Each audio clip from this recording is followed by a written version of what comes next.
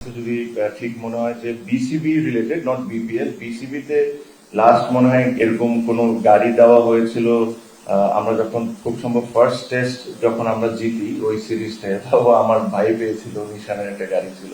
তো প্রায় অলমোস্ট কত বছর হবে, 20 বছর, 2005 সাল, অলমোস্ট অনেক, মানে 15-20 বছর যাই হোক।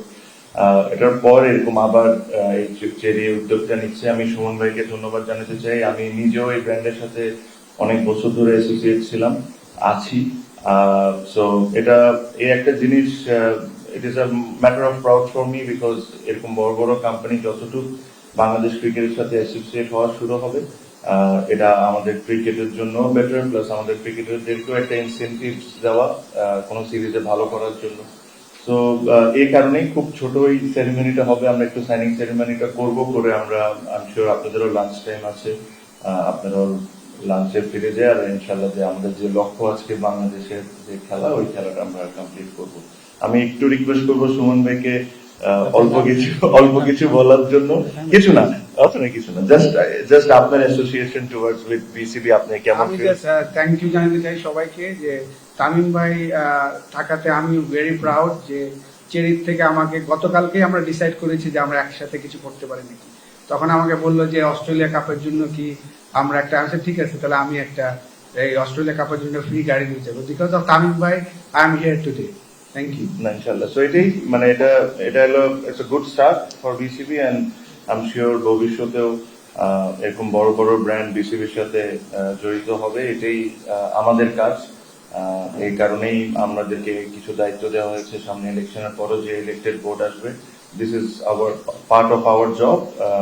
সো এটাই আশা করি যে এই জার্নিটা শোন ভাই, I hope this doesn't only stay till Australia series, but it continuous.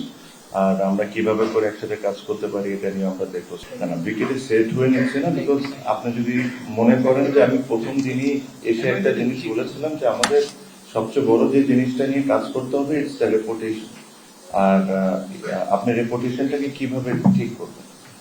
যত কম আউটসাইড ক্রিকেট নিয়ে আলোচনা হবে, যত ভালো ভালো জিনিস বিসিবির সাথে জড়িত হবে, যত ক্রিকেটিং অ্যাক্টিভিটিস নিয়ে, ডেভেলপমেন্ট নিয়ে আমরা কথাটা বলবো। সো রেপুটেশন জিনিসটা এভাবে আস্তে স্টেপ বাই স্টেপ জিনিসটাকে ঠিক করতে হবে। এটা একদিনে ঠিক হবে না, ঠিক এটা আস্তে আস্তে করে স্টেপ নিতেও আমরা ওই স্টেপ গুলোই নিচ্ছি।